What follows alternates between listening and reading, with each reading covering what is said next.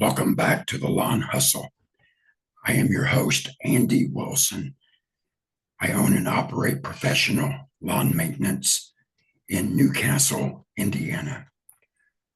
We're doing a series of podcasts on Meet the Pros. And tonight we have Naylor Taliaferro, the lawn care rookie, with us. We're excited that he is on the show. He has 6,406 followers on Instagram, 13,400 followers on YouTube. He is the host of the LCR Media podcast.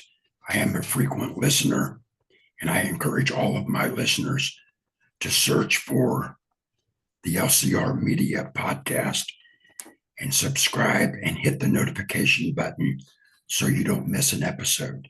Naylor, thank you for joining the Lawn Hustle. Hey, thank you for having me. I appreciate it for sure. Thank you. I know we all have busy schedules. Those of you listening, that you and I talking, we have busy schedules. So I'm glad we can work it out. It's always a challenge, but that's part of life, right? And part of creating content is overcoming these challenges and sharing them with our content. Yes, sir. Well, I appreciate your time, and I will try to be mindful of your time. I know it's the holiday week and your son's home from college, so you probably want to spend as much time with your family as possible. So let's jump right in. All right. I know you were in retail management early on in your career, but what inspired you to get into the green industry? So ultimately, I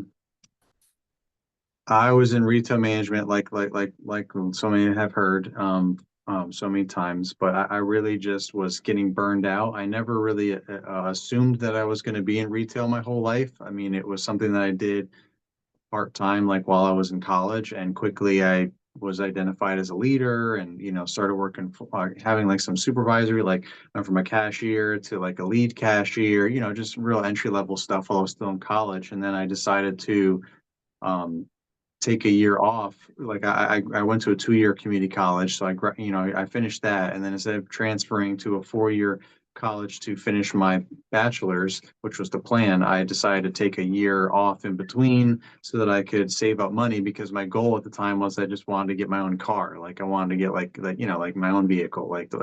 Those were like, college goals, right? Like that was the only thing in my mind. I'm still living at home and everything, so my expenses are really low, but I wanted to be able to afford, my own car and my own insurance and register, all this stuff, and just start like being an adult. And so that was my whole goal. So I just went full time, and then that also helped propel me to get into a supervisory role.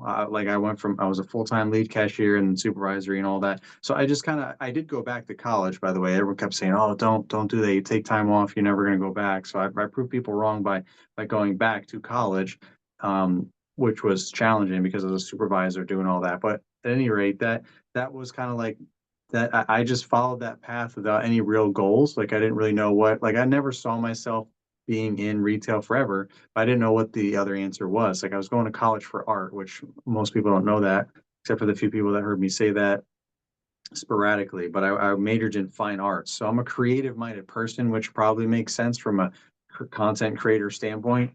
But I didn't know what I would do with that. It was just the only thing that I just was naturally really good at, other than leadership, which that didn't really go hand in hand at that time. I was doing leadership, in retail management, and there was really no creativity that was coming from that. But when I was in college, I'm like, what am I going to do with art? Like, I have no idea where I'm going to go from here. Like what kind of career, what kind of life. So I just kind of stuck with retail, and then I met my wife, and we got, my girlfriend. Then we got married, and had kids, and the whole family thing. And my life was going this way, and retail was going the complete opposite way, and the whole world was, honestly, with Amazon and online commerce, and the brick and mortar, as we call it, the physical locations, were very difficult to keep up with that kind of um, online demand. So then they started implementing all that, which put more burden on the store personnel and managers having to do all. And so it just became an extremely stressful environment for me. The hours were never good, but when I was a single guy, it didn't really matter that much. Like I was like I was living my best life at that moment, like I didn't know what the future was, but at that moment, like I was like the best of the best, like I knew all the policies, I was a great at customer service, great at training everyone, great, you know, perfectionist, with cleaning up the store and merchandising and making everything look amazing. And like I was like the best specimen for retail management until I wasn't single anymore and I had other priorities and I was trying to figure out what my life was going to be. That's when it really, really started to get crazy because I was no longer able to focus all of my energy on management and the crazy fast paced, crazy schedule, working almost every weekend, life like that. I couldn't do both of those at that point. So, I really didn't know what to do. I just ended up going to different companies thinking that maybe it was the company, but ultimately it was retail, it was the actual industry. But, being a homeowner, I also got my green thumb with lawn care. I really enjoyed lawns and grass and turf, and I really kind of mastered all that as a homeowner. I kind of became that guy in the neighborhood that had like the best lawn in the neighborhood, and all the housewives are asking my wife for tips to give their husband. I'm like, oh, that's going to go over well at those, adult at the, get-togethers and stuff when all the other husbands are like, oh, that's the guy, the lawn or whatever. But it is what it is. I just really enjoyed it, and my lawn was really good. And I won't.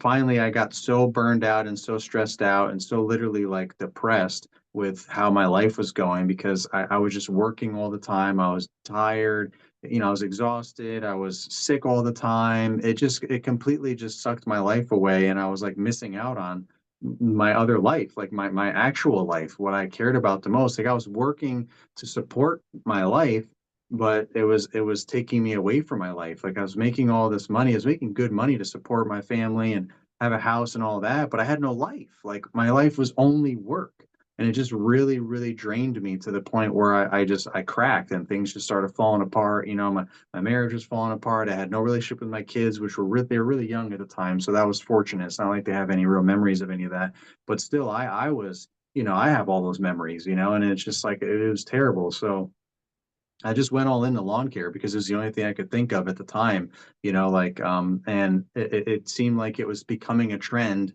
This was 10 years ago that I made this decision. Well, actually, it's 11 years ago now. It's November. So it's almost 11 years. Like it was December when I put in my 2 weeks notice in retail. And I left and I went all in the whole winter trying to figure out how to go from a homeowner to a professional, lawn care provider, and what does that look like, and Googling stuff. And like I was starting to say, it was becoming like a little bit of a trend where there was guys out there in a truck and a trailer mowing lawns. It wasn't like you had to have this big huge landscaping company like it once used to be. It was becoming more and more of a specialized service, and anyone could kind of do just the mowing part, and then there was all the other facets above and beyond that. But I'm like, I think I can do this. So that gave me some hope too. And a lot of different little things here and there all kind of fell in place and happened, for a reason to get me to get me where I am now. But I just went all in. I had no other, I had nothing else, like no other, um nothing else to fall back on. Like I had to get out of retail. I was broken and I needed to fix myself, and I needed to repair my relationships with my wife and my kids, and get my life back. So for the last 10 years, that's what I've been doing, growing my business. Like I haven't looked back. It's been amazing. I mean, I look back when it's like, oh, this is that time of year again. Like the holidays were always the worst time for me. Now they're my favorite time because it's the slowest time for us, unless we're doing Christmas lights and whatnot, which I don't do, but I know a lot of other folks have been jumping on that. But I do my own Christmas lights at my own house, and that's it. So like I really thoroughly enjoy the holiday. Like it sucked all the retail sucked all the life and energy out of and happiness out of the holidays for me because I was never with my family. And I was stuck dealing with all the nasty people that were just trying to get all the stuff, and they're all stressed out with the holiday shopping. And I when in retail management, you're stuck dealing with the brunt of all of that. So it really takes a special person. I mean, someone has to do it. I get it. We have to buy our stuff from somewhere.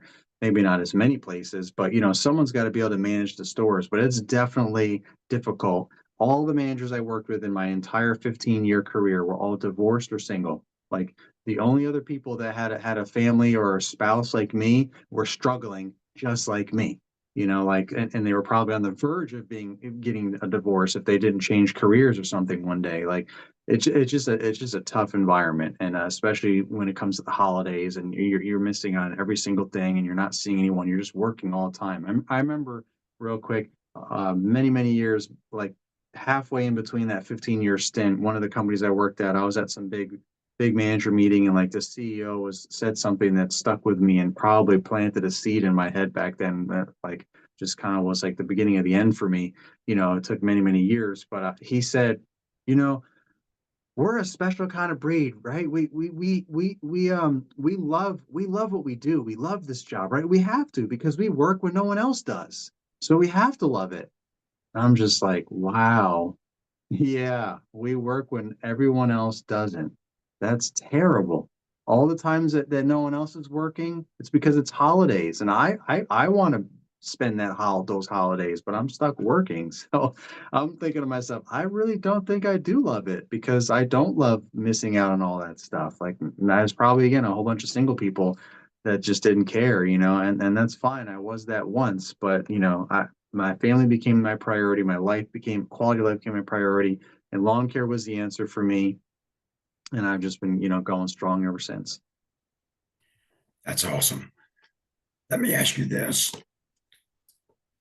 Obviously, you're an influencer and you have influenced and impacted hundreds, if not thousands, of lives across the United States and even around the world. What keeps you so passionate about what you do? Well, it's a couple parts that, and I stumbled upon this community 10 years ago when there was only a handful of people creating content. Some of them don't even create content anymore, or at least not in the capacity that they used to, like not for our industry or our community. But I was just researching how to have a lawn care business. I'm like, Googling like how much to charge, how to prune, what's a crepe myrtle, how do I prune it, like just all these different like services and how to price it and just software. And I was just trying to figure out some key things, when I first started. And a lot of those searches led to videos, right? YouTube videos and then things. And some of them were people like Spencer Lawn Care was one of the first ones that I stumbled upon. And he's still going strong. He took a little break, but he's been back at it for many years. And he was one of the first ones that I stumbled upon, and I was like, it was like I was learning from him. Like like was just starting my business. He was already maybe a couple years in and was sharing stuff that that I was like, wow, okay, that's a good idea. Okay, just getting ideas and stuff. And there's a few other people. There's the lawn care millionaire, right? A lot of us re-know him now because he's kind of reintroduced himself, and I think I've helped be a part of that with all the different events that he's been at for me and with me. But the lawn care millionaire Jonathan Potoshnik, he was literally the OG. He was making videos like in I think 2013 or 2012 or something when probably nobody was really from our community was watching it. It was just like business owners that were stumbling upon whatever, and they were looking for service autopilot or looking at that or looking for a CRM or whatever. But all of his videos were super informative. So I was binge watching all of his videos and a few other people. And I saw this community starting up, the same people were commenting and everything and on everyone's videos. So I was participating in that. And then, but I'm like, I want to actually make content because I feel like I want to be more than just a viewer, or a watcher. I want to actually I want to create content along with the community and be a part of it in a more, I guess maybe that's my leadership, skills or ability or qualities that just naturally I was like, I just want to do more than just be a viewer. And plus these guys aren't talking about they're all like ahead of me.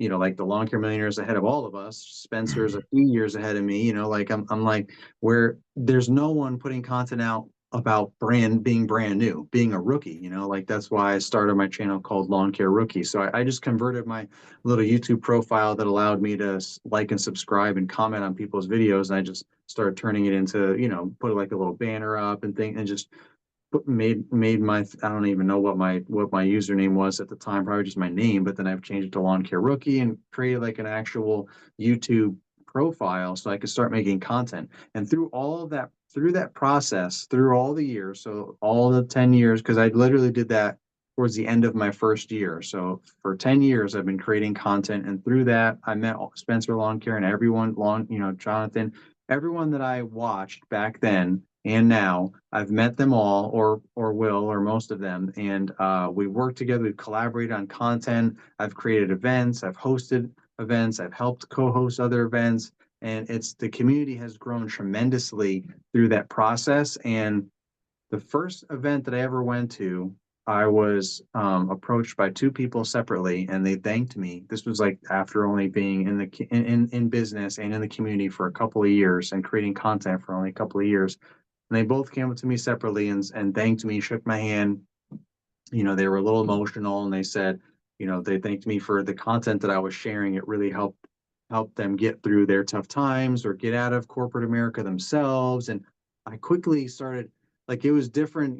There's people commenting and liking and subscribing, but when you meet them in person, it's a whole nother level, because you can really see how you are impacting people's lives or businesses or anything. I'm not trying to exaggerate or anything, but the impact at some level that you have on another human being. And I think anyone that has that experience feels the same way. They're like, oh my gosh, like it's just to really, really tie this in, because this all came, I talked a lot about this on Paul Jameson's podcast when we were at Equip this past October, month ago. But like I've come to a new place in my life and business and understanding and level of awareness that we are all here on this earth to serve others, to serve each other. So that's why we get so much energy when we do that.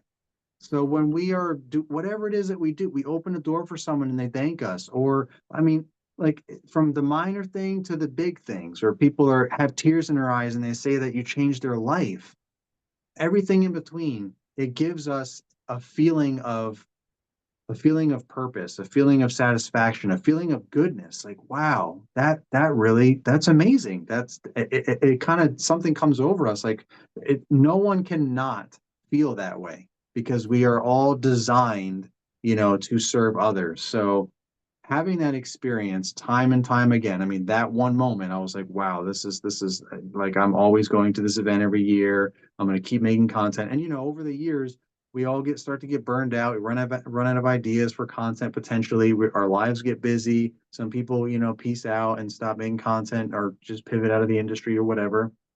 So there's people are, we're all doing different things, but every time I go to an event, I get re-energized again, whatever event that is, my event, Quip, whatever, all the above. I'm always meeting new faces and old faces and reconnecting and connecting new, and all of that energy keeps me going. It gets me fired back up again, reminds me of the purpose that we all have to serve others, and it just keeps me motivated all the time. And of course, there's all these in between messages and interactions that aren't even from live events, that keeps me motivated. I just know now, after 10 years, that I do make an impact on people in some way. So I don't want to just stop, because it's my purpose. Part of my purpose as a human being on this earth, to serve other human beings. So that gives me life energy. It gives everyone life energy when they stumble upon that or intentionally do that. So that's why I keep doing it, and I keep trying to get to the next level. And I've just kind of unlocked another level, and that's probably why Paul was saying what he said to you. Yeah. I've known Paul for a long time, and he's kind of seen the whole spectrum there. But I'm just obsessed. I'm obsessed with serving others to make a difference, and it's what I'm really focused on at a higher level now. Well, I want to say I appreciate your content, and I know of no one that is doing more for our industry than Naylor and the LCR media. I appreciate all that you do. I listen to your podcast, I watch your content, and it has made an impact on me It's made me a better business owner and a better husband, a better father. So don't ever get discouraged, because what you are doing is influencing hundreds, if not thousands, of individuals and businesses. And I told Paul when I was interviewing him, when the hurricane came through Florida and Sarasota was the target, that night I prayed for him because he didn't evacuate because of a lack of gasoline. But I prayed for his safety. I prayed that God would put a hedge of protection around him because our industry needs his voice. And I can say, I have prayed for you because our industry needs your voice. It needs your leadership because you have the ability to take all of us to a higher height. And just don't ever get discouraged and don't ever give up, because you are doing amazing work and I appreciate it. Thank you very much. I appreciate that as well. I never take that for granted. So thank you for your kind words. Well, I have had something on my mind and heart for a while, wanting to start a green industry prayer group.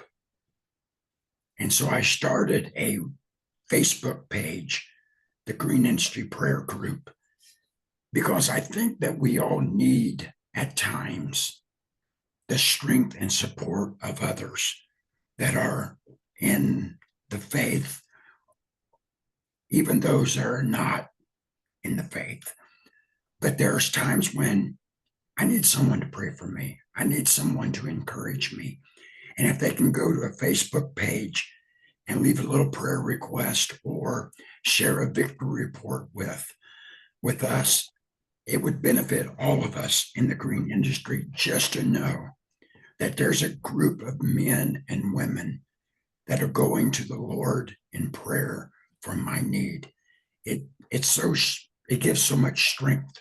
And so I've started that recently, and I'm going to try to build on that to help be an influence in our industry. Let me ask you this. I think that's a great idea, by the way. Oh, thank you. I appreciate that. And if you want to search on the Facebook, it's the Green Industry Prayer Group. And I just started the page yesterday. So I'm going to start promoting it on my social media platforms. And Awesome. I'm probably going to do a whole podcast on it. But Awesome. thank you. How have you seen the industry change in the last 10 to 11 years that you've been doing it? Well, I think the biggest thing is the future of our industry is the younger generations.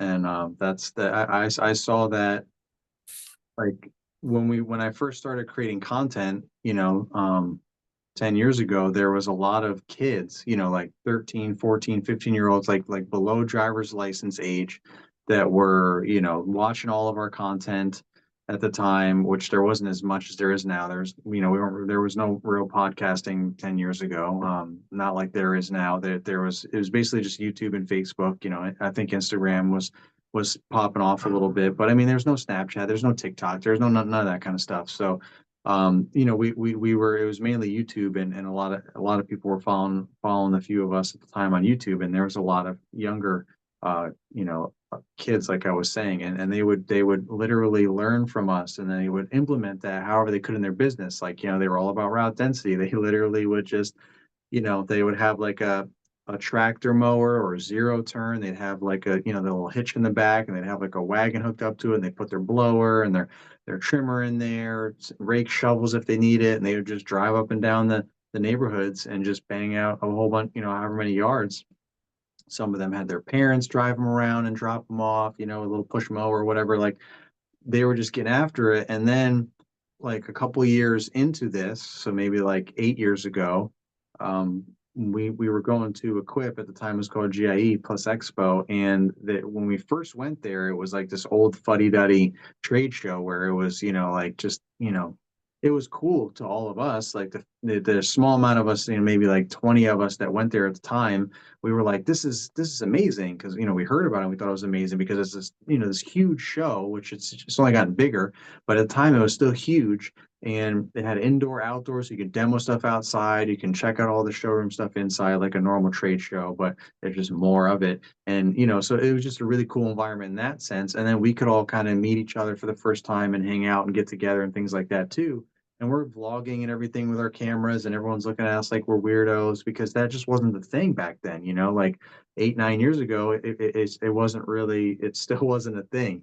So a year or so after that is when all of a sudden things started to shift, because now all of these younger kids that were watching us were bringing their dads, like asking their dads to bring them to GIE, now Equip, because obviously they couldn't go themselves, to meet us and to demo equipment and to experience the same thing that we were experiencing for themselves personally as well as for their business. So that started a shift, because then they all had cameras. So it was kind of like this whole wave that went over, like like the world, social media got more popular. A lot of us were bringing it into our industry and growing our community at that time. And then that was kind of changing the GIE at the same time, the biggest trade show in our industry. So because of that, you saw this huge shift in the future of our industry. Is not the old fuddy-duddies that are like, like, nothing wrong with being old. What I just mean is like that there's a lot of elder landscapers that started the industry that were like, I don't, who cares about Facebook? Out, YouTube, out, like they're just kind of like grumpy old men. Like they just didn't see the benefits of the future. They know what they know, and that's it. They built the industry on their backs, and we're all super grateful. But we don't want to die like dinosaurs. We want to evolve and keep moving forward. So the younger generations come in full of all new knowledge of social media. That's all they know is social media and how to connect digitally online, and they're looking up to us because we're already out there getting after it with our businesses and doing stuff online. And some of us are really good at editing and all that. So we all kind of have our things. Some of us are good storytellers, good editors, all the above, whatever. And all of a sudden it becomes this whole big thing, this whole big collaborative effort, and the younger generation just keeps coming and coming and coming. So there's just, I'm just constantly meeting younger folks that are still coming into this industry because they're stumbling upon it, through social media, and they're looking up to everyone that's doing it, and then they want to do it. And it's shortening the learning curve, because they're not doing the chuck in the truck stuff as much. They're just right out the gate. They know to get logos and be branded and have good, clean setups. Doesn't have to be brand new, but has to be in good shape. And, that all this stuff. So like it's elevating the industry. So like just that shift of social media attracting the younger generation, and and those of us content creators that were able to, the early adopters that were able to connect that way and bring that into our industry, that helped shift like the whole change from the inside out, like pushing the old out from the inside, right? Our community is our own little bubble, getting bigger and bigger inside the green industry, and kind of pushing out all the outliers off on the outer fringe, as people are retiring and they're moving on from the industry and all that, leaving it to their younger. I literally met, someone at my event, the LCR Summit last month in Equip, and he was telling me this whole story about, he runs his family business with his dad. His dad ran it one way forever, and then when his son took it over, or was, I guess, old enough, I don't know if he took it over, but he was old enough to be like a partner where he could, actually do stuff. And he's like, Dad, we got to make some changes, like, so he just implemented all these new stuff that everyone else was already doing, and the business blew up, because of all these, just, and it wasn't anything complicated. It's like raising our prices, right? If you got millions of dollars in revenue and you just raise your prices by 5%, you've just like that's a huge, without even taking on new work, you just Right. completely increase your revenue like massive amounts. You know what I mean? So many little needle movers like that people just they kind of don't realize that they get stuck in their ways or whatever. But so it's just a whole culmination of like new technology, social media, the younger generation, which is the future of our industry, and we've all been growing the industry that way from the inside out through content and everything. And of course, there's new tech with battery technology and all that, but I think the real story is the younger generations that have been growing up in the new world, of the internet, digital marketing, social media, content creation, to grow their business and to connect with other business owners so they can shorten the learning curve and grow faster. And that has been really changing the image and improving the image of our industry from the old black and mild, hanging out your mouth with your beat up shirt and your pants and your rusted out truck with your smoke billowing out of your mower, chuck in the truck, unfortunately, which was like everyone's perception, the real world perceived the landscapers as like not like anything special. But now we're really changing things. I mean, you got SB Mowing out there, Spencer with SB Mowing, he's out there crushing it. Now he's completely changing the image. He's out there like he's showing millions of people every week. Hey, look, I'm a nice, clean cut, young lawn care guy, professional, and I'm out here cleaning up these overgrown properties. Yes, he's making money. Yes, YouTube is, that's a whole thing, but he's also giving a better image to landscapers and lawn care providers. People see that now as the image, like, oh wow, that's cool. Oh yeah. Now, if he had a black and mild hanging out of his mouth and he's doing all this stuff and he's all bumbling and grumbling, that'll be a different image, and that would just kind of more solidify the stigmas and the stereotypes that people already give to our industry. So 10 years ago, I'm like, I'm not going to be like that. Like I'm already like I came from corporate America. I'm a clean cut guy to begin with, so I'm going to bring that professionalism to my business. I mean, of course, I still have dirty hoodies and things like that because we're out there working. But at the end of the day, I'm branded, I'm logoed, I'm clean, I'm professional. I replace stuff when I need to. Like I'm not cursing all the time or at all, like in front of people. Like, I'm not. It's keep it professional. Same thing with anyone that works with me. Like I've always had that mentality, and I think the younger generations just all automatically had that mentality. So it's just really elevating our industry in all those ways so that we can just have a better perception, and we can all make more money and grow and all that. So our industry is booming. I did some stats a while back. I don't remember the specifics. It was in one of my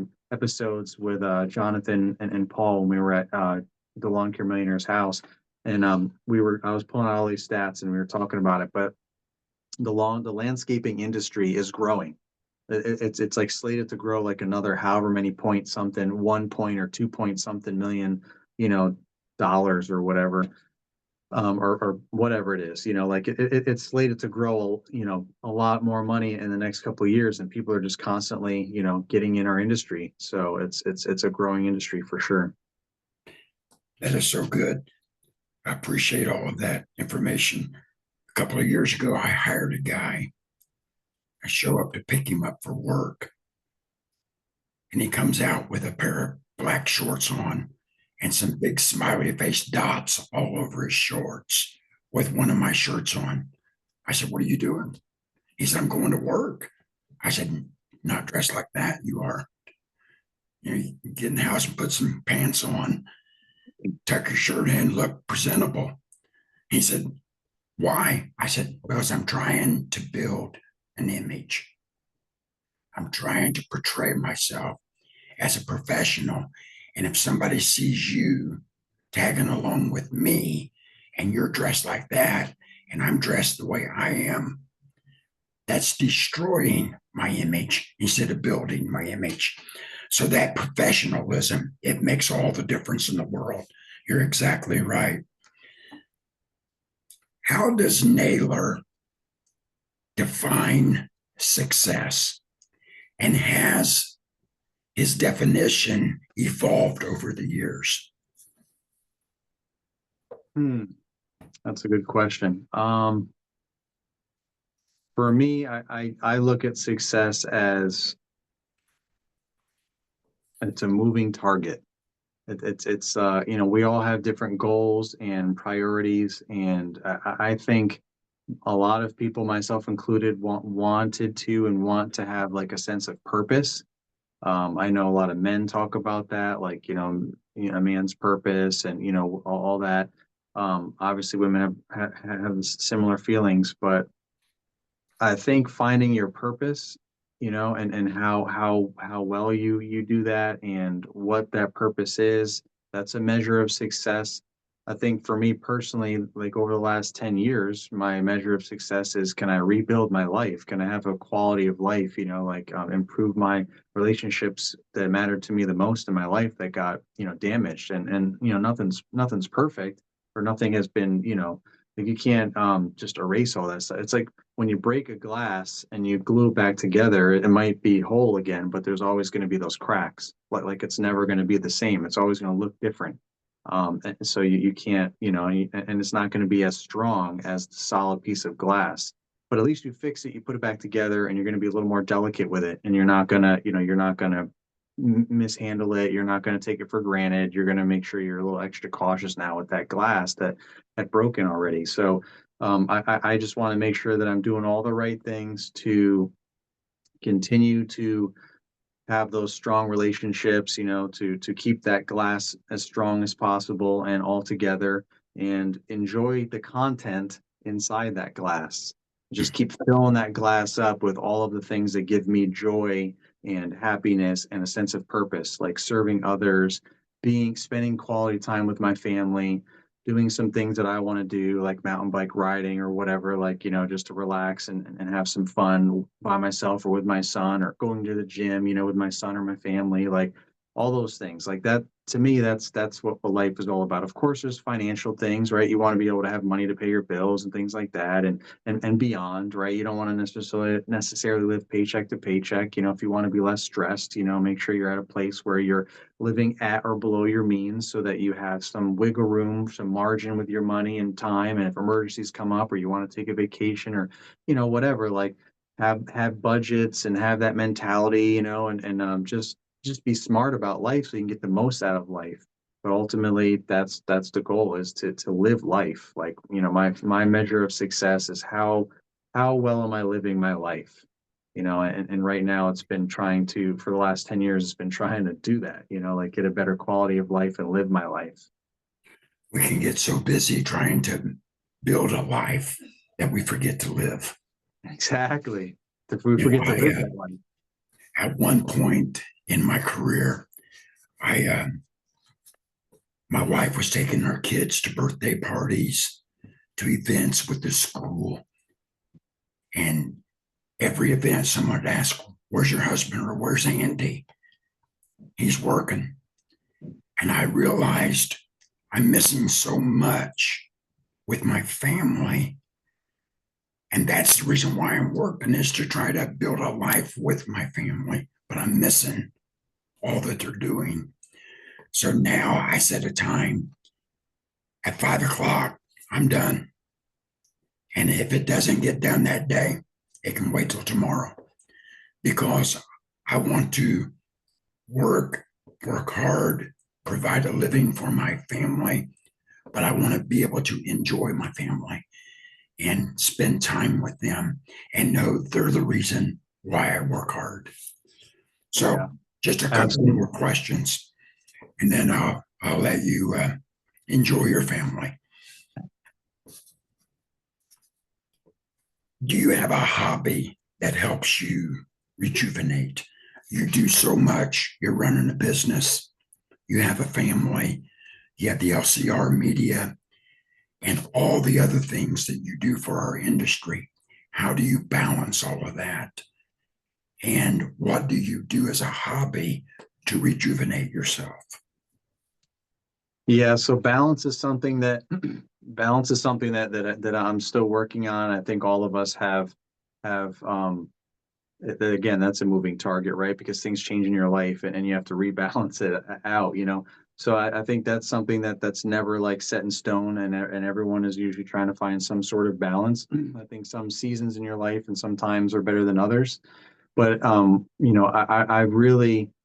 was really able to implement things early on in my business, like you were saying, 5 o'clock. Like there were some ground rules that I set early on so that I could rebound and rebuild my life. Like my time was 6 o'clock. Like I'm not going to start anything after 6 o'clock, like, or at six. Like if I'm if I'm working on something and it goes past 6, that's one thing. But like if it's if it's like 5:55 and I finish my last thing up, I'm done. Like I'm not gonna work. I'm not. Oh, I'm not gonna start. I'm not gonna do anything past 6. Like that's my cutoff. But if I'm in the middle, finish something up, I'm gonna finish that. If it's 6:15, then I'm done. Then I'm done. But so I started having some setting ground rules like that.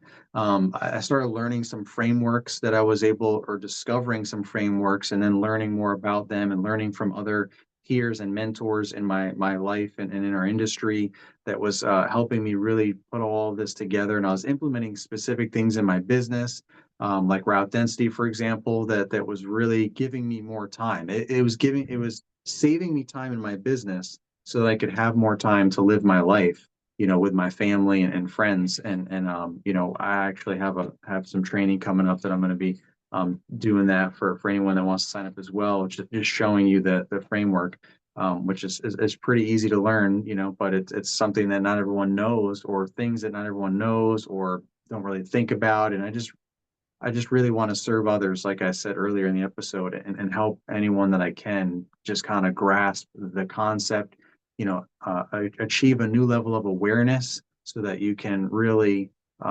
start applying certain things to make your life better. So that's kind of a big thing there. I mean, it starts there, when you're working all the time doing all these things, but there's a lot of ways that you can save time in your business and do things more efficiently and so on, so that you increase your margin for your personal life. And then as far as like what do I do with hobbies or anything to kind of de-stress and relax and things like that, I like going to the gym. I like going mountain biking, anything with my family. Like sometimes we want to watch a movie together or a show or go out somewhere together. We go on a lot of different family trips together. And again, I have time for that because I save time in my business, and I'm able to redeposit that saved time, that extra time, instead of just filling that back up with more nonsense. I'm making sure that I'm utilizing the time in my business for what I need for my business and not extra stuff. Like I'm super, I mean, I'm not perfect. Of course, there's always tweaks, but I'm super efficient in a lot of in the main components of my business, so that I'm not wasting time, so that I can do so many more things. Go pick up my son from college for the Thanksgiving weekend, or go on a college tour for both of my kids when they were both going through though. Go to all the school field trip. Like the last 10 years, I've been on more field trips, taken more family vacations, more time off than I did the whole 15 years in retail prior to that, because I just worked all the time and I was sick all the time. So I haven't been sick the 10 years. I haven't had a cold once. Like I got COVID apparently because the test said I got COVID, but I didn't feel like I had COVID. I just had a little sniffle. My whole family was falling apart. So I had to take care of all of them. And, so like, I just feel like my immune system got stronger because I was outside. I was less stressed. I was doing things I enjoyed. And all of that just really helped boost me up. So literally just mowing lawns, just running the majority aspects of my business gives me energy, rejuvenates me, as crazy as that might seem. Like I don't really have to like go out shooting or do this or do that, or you know bad things like boozing or smoking or whatever that's not good for your health, to relieve stress or whatever. I mean, I've definitely been there, done that, but I get a lot of energy and satisfaction out of creating content. I really enjoy it, and putting together events and hosting events and going to events. I get so much joy to that. That is quote unquote like a hobby. That's how it started, right? And then it turned into much more. But I also enjoy lawn care. I enjoy mowing lawns. I enjoy, taking over a new property, coming up with a whole plan on how we can beautify that property and then maintain that property to look beautiful all the time. Like I was that homeowner and still am. Like I enjoy doing that for myself. So now I get to live vicariously through, hundreds of other people, like, and just do this, do that, rinse and repeat every day. It's like I'm just always like feeling a sense of accomplishment every day doing that. So that gives me energy right then and there. So I think doing something you actually enjoy for a living is part of it right there. You don't necessarily need to escape. But I know we're busy. I know there's a lot of ups and downs, of course. It's not all sunshine and rainbows, but it's a different type of stress. You have more control when you're the owner. There's going to be things out of your control, yes, but it's all on how you handle it, what your mindset is. We all have the same problems. We all have bad customers. We all have broken down equipment. on top of our family life and whatever other drama's going on. But it's like we all have that. It might not be exactly the same, but we all have a lot of these same energies coming at us. It's how we respond to that makes it Right. different, right? The billionaire and the beggar both have the same 24 hours in a day. They just both do stuff differently every day. Like there's just so many different analogies that we could say. It's all about mindset. And I trust me, I have my days where I'm just like, man, everything is just not working out today. It happens, and we just have to try and get out of that funk.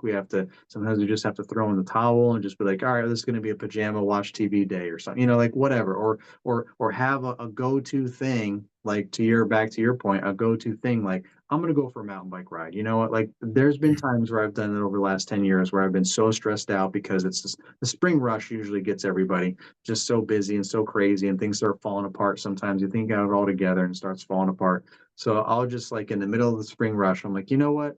I'm gonna start work late today, or we're gonna take the day off, however I had to work it out, and I would just go for a mountain bike ride, and I would just zone out. And I would be exhausted from the ride, and my mind would be clear. I'd be thinking about a lot of things while I'm riding and enjoying the ride and everything that's involved in that. If any, you apply that to whatever your thing is, if it's working out, if it's running, if it's swimming, if it's sports, whatever it is, the shooting range, whatever it is your thing is, think about that. It's the same thing. So yeah, sometimes that's your reset, is to go do that fishing, like I know a lot of people do that, like just to clear your mind and have that. But I don't often have to do that because I'm trying to I'm intentionally doing things that give me energy, things that I enjoy.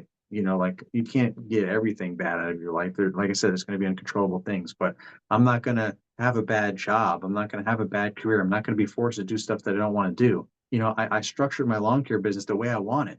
I don't do all these random services that people want me to do because I don't want to do them. They don't make me happy. They're not scalable for me. They're not things that I want to do. I want to focus on the things that I really love to do. I'm a turf manager. I love lawns. I'm that guy. So let's just go all in with that and be the best at that.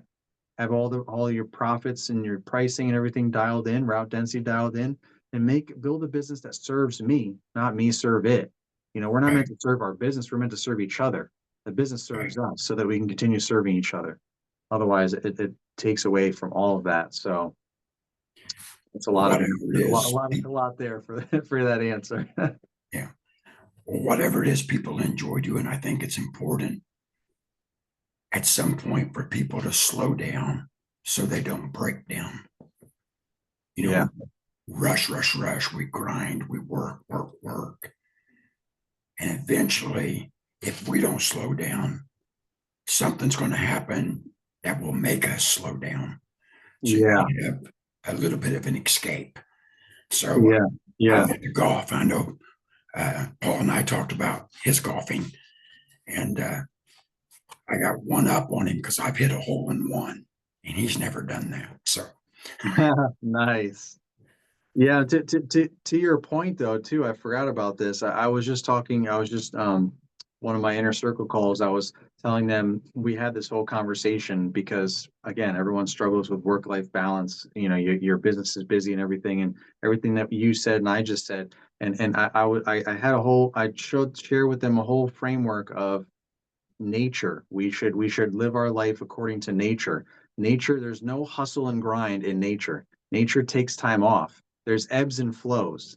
Like that's how nature is. There's the growing season, then there's the dormant season. So you got spring, summer, fall, winter, right? So like we should just follow nature and do the same thing. Like winter, nothing's growing for like anywhere where winter, like wherever winter is in the world, like obviously it's not winter right now in Australia, but their winter, in our summer is just like ours. Nothing's growing, right? So like that's what winter is. Like nature has to rest and rebuild and drop their leaves and prepare for the new growth, and everything goes dormant and all these things. So we don't have as much to do as lawn care landscapers either. So take some time to restructure, rebuild, and get your business and prepare your business for the spring rush, right? You got spring growth. That's when you can invest in your business. And, then you got summer maintain, save the money that you're making over the summer, and then you've got the fall growth.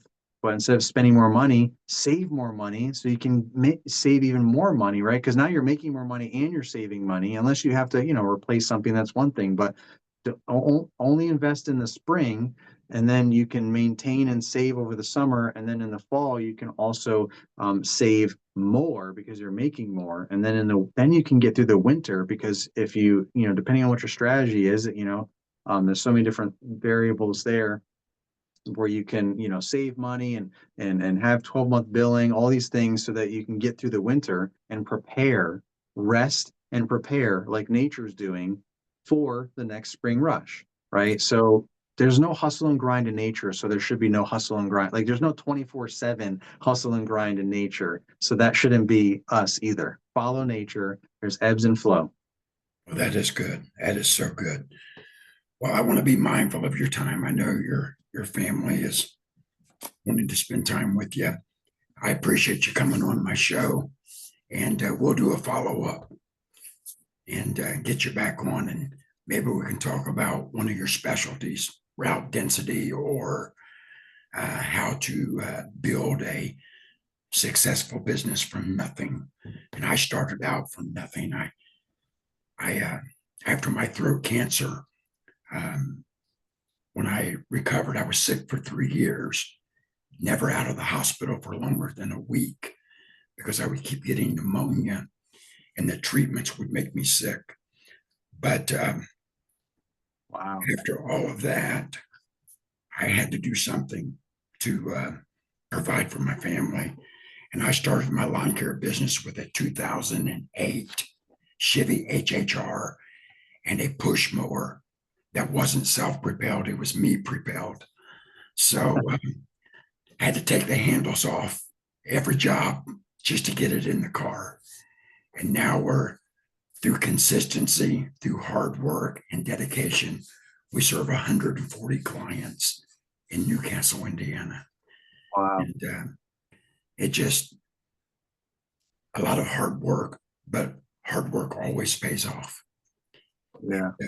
I really appreciate you being on my show. I appreciate your content and appreciate all you do.